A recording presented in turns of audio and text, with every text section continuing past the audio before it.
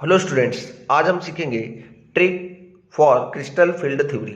यहाँ पर crystal field theory को किस तरीके से आपको किसी भी कोऑर्डिनेशन कॉम्प्लेक्स पर अप्लाई करना है। तो सबसे पहला जो केस देख रहे हैं वो है ऑक्टाहेड्रल कॉम्प्लेक्स के लिए। इसके बाद वाला जो केस होगा वो टेट्राहेड्रल कॉम्प्लेक्स के लिए होगा। अब यहाँ पर हम देख रहे हैं, हमने यहाँ पर दो कॉम्प्लेक्स लिखे जो कि ऑक्टाहेड्रल है, क्योंकि यहाँ पर 6 लिगेंड अटैच है सेंट्रल मेटल एटम के साथ, है ना। COF6 3- और COCN6 3-। ये दोनों क्या है, लिगेंड्स है। और ये जब मेटल से क्या होते हैं, 6 लिगेंड अटैच होते हैं, तो वो कॉम्प्लेक्स कैसा होता है, ऑक्टाहेड्रल कॉम्प्लेक्स होता है। यहाँ पर हमें दिख रहा होगा कि यहाँ पर हमारे पास 5d ऑर्बिटल्स है जो कि सेंट्रल मेटल एटम है ना। मेटल एटम्स के पास क्या होते हैं, d ऑर्बिटल्स होते हैं जो कि वैकेंट होते हैं, पता आपको। अब इनकी एनर्जी क्या है, सभी पांचों ऑर्बिटल्स की एनर्जी सेम है। और जब एनर्जी सेम होगी तो हम उन्हें क्या बोलेंगे, डी जनरेट डी ऑर्बिटल्स। क्या बोलेंगे, D generate D orbitals of metal atoms. ये मेटल के पास जितने भी ऑर्बिटल्स है, डी ऑर्बिटल्स, उनका एनर्जी सेम है, इसलिए हम इन्हें बोल रहे हैं डी जनरेट, है ना। यहाँ लिखा भी हमने कि सेम एनर्जी होगी तो उन्हें डीजेनरेट बोलेंगे। अब होगा क्या, जब मेटल पर क्या कर रहा है, लिगेंड लिगेंड यहाँ पर दो लिगेंड आपको दिख रहे हैं, यहाँ पर फ्लोरीन है और यहाँ पर साइनाइड है। ये 6 लिगेंड्स है। यहाँ पर जब लिगेंड्स अटैक करेंगे तो इनकी एनर्जी क्या होगी, बढ़ जाएगी।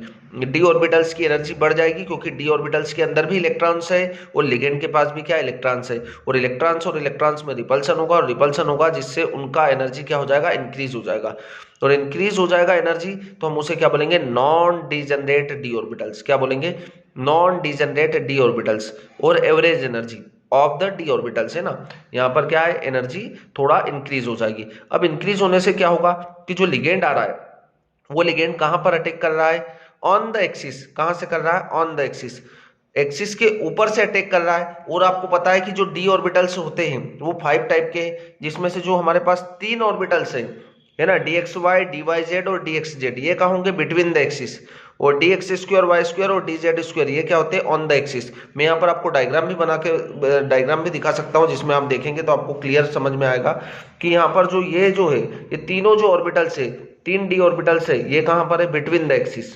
और ये जो 2 ऑर्बिटल्स नीचे बने हुए हैं, ये कहाँ पर है, ऑन द एक्सिस, है ना।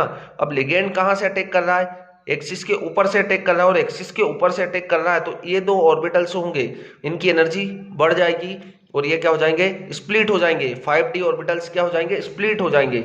जो एक्सिस के बीच में वो चले जाएंगे नीचे, और जो एक्सिस के ऊपर है वो चले जाएंगे ऊपर, ठीक है। क्योंकि इनकी एनर्जी ज्यादा बढ़ेगी और इनकी एनर्जी डिक्रीज हो जाएगी, क्योंकि ये तो बिटवीन द एक्सिस है। और लिगेंड कहां से अटैक कर रहा है, लिगेंड एक्सिस के ऊपर से अटैक करता है। और एक्सिस के ऊपर से अटैक करेगा तो जो एक्सिस के ऊपर लोग प्रेजेंट होंगे उनकी एनर्जी बढ़ जाएगी। और बढ़ने से क्या होगा, ये जो 5d ऑर्बिटल्स है ये 2 पार्ट्स में स्प्लिट हो जाएंगे, ठीक है। हमने यहाँ लिखा अलोंग द एक्सिस। और ये क्या है, T2G जो है ना, T2G और EG, ये 2 टर्म्स होती है जिनको स्पेक्ट्रोस्कोपी के अकॉर्डिंग हम क्या करते हैं, नेमिंग करते हैं। तो इसको हम बोलेंगे T2G और इसको बोलेंगे EG। तो T2G ऑर्बिटल्स क्या है, lobes are present between the axis, और जो EG है वो अलोंग द एक्सिस है। तो EG वाले ऊपर चले जाएंगे और T2G वाले नीचे आ जाएंगे। तो यहाँ पर हमने डायग्राम में जो बनाया हुआ है, देखो यहाँ पर तो एनर्जी इंक्रीज हुई थी। अब जो EG है वो कहाँ है, ऑन द एक्सिस। तो EG चले गए ऊपर और T2G आ गए नीचे, ठीक है। T2G पर नीचे आ गए। अब एक्सिस से देखो, यहाँ लिखा है कि ऑक्टाहेड्रल कॉम्प्लेक्स में क्या हो रहा है, ligand approach along the axis. कहां से अटैक कर रहा है, एक्सिस के ऊपर से अटैक कर रहा है।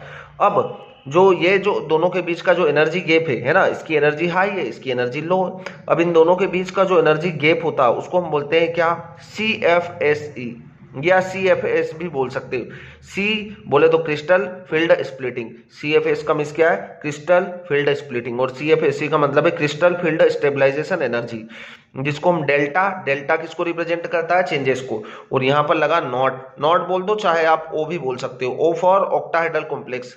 जब हम टेट्राहेड्रल के लिए लिखेंगे तो इसी एनर्जी को क्या कर देंगे, डेल्टा T लिख देंगे। तो यहाँ पर हम क्या बोल रहे हैं, CFSE या CFS। CFSE crystal field stabilisation energy. अब हमें इसको कैलकुलेट करना है तो वो तो वेरी इंपॉर्टेंट है। अब देखो किस तरीके से कैलकुलेट करना है आपको। टोटल हमारे पास कितने ऑर्बिटल्स है, 5। कितने ऑर्बिटल्स है, 5। तो आपको डिनोमिनेटर में क्या रखना है, 5। देखो दोनों जगह पर डिनोमिनेटर में 5 ही रखा है। अबाव कितने हैं, 2 ऑर्बिटल्स। टोटल 5 ऑर्बिटल्स में से अबाव कितने हैं, 2। तो आपने ऊपर रख दिया 2। अब इनकी एनर्जी क्या हो रही है, डिक्रीज हो रही है, T2G की एनर्जी, तो आपने माइनस का साइन लगाना है, ठीक है।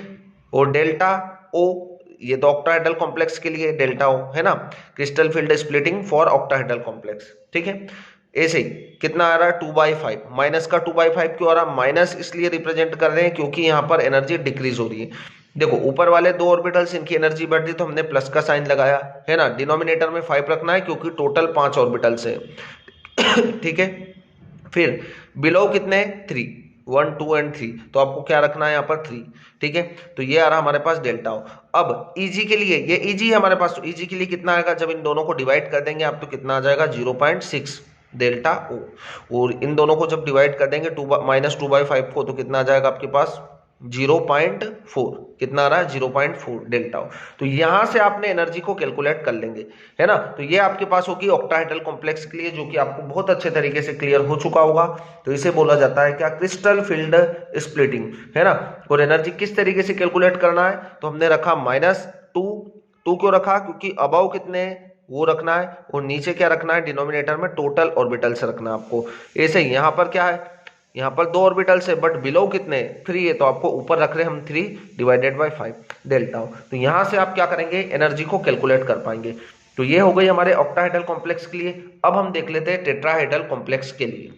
तो ये रहा हमारे पास टेट्राहेड्रल कॉम्प्लेक्स के लिए। टेट्राहेड्रल कॉम्प्लेक्स में देखिए यहाँ पर भी क्या है 5d ऑर्बिटल्स है, डीजनरेट ऑर्बिटल से, क्योंकि इनकी एनर्जी क्या है सेम है। जब लिगेंड अटैक करेगा, अब देखो हमने देखा ऑक्टाहेड्रल कॉम्प्लेक्स में लिगेंड कहां से अटैक कर रहा था, ऑन द एक्सिस, और यहाँ पर टेट्राहेड्रल कॉम्प्लेक्स में कहां करेगा, बिटवीन द एक्सिस। और बिटवीन द एक्सिस में आपने देखे होंगे यहाँ पर कितने ऑर्बिटल्स है हमारे पास, यहाँ पर हमारे पास थे बिटवीन द एक्सिस 3 ऑर्बिटल्स। कौन कौन से, dxy, dyz और dxz। तो इनकी एनर्जी क्या हो जाएगी, बढ़ जाएगी, क्योंकि अब लिगेंड जो अटैक कर रहा है वो बिटवीन द एक्सिस, एक्सिस के बीच में अटैक कर रहा है, और एक्सिस के बीच से अटैक करेगा तो जो ऑर्बिटल्स कहां पर होंगे, एक्सिस के बीच में होंगे, वो चले जाएंगे ऊपर। मतलब अब T2G में कितने चले जाएंगे, 3 ऑर्बिटल्स, और Eg जिनकी एनर्जी क्या होगी, जो ऑन द एक्सिस प्रेजेंट है उनकी एनर्जी डिक्रीज हो जाएगी, ठीक है। तो यहां पर हमने देख रहे हैं ये रहा हमारे पास, ठीक है।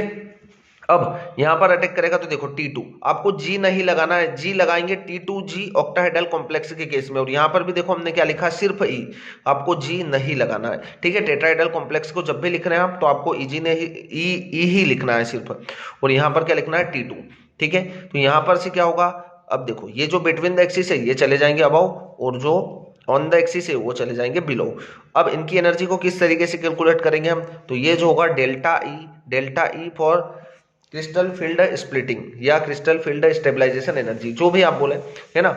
अब देखो ये एनर्जी हमें कैलकुलेट करी तो ये कितना है, -3/5।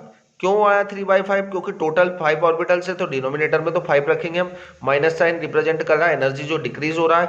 और 3 क्यों, क्योंकि ऊपर कितने आपके पास 3 ऑर्बिटल्स है, तो माइनस का 3/5 डेल्टा टी, डेल्टा रिप्रेजेंट करेगा स्प्लिटिंग को, और टी फॉर टेट्राहेड्रल कॉम्प्लेक्स।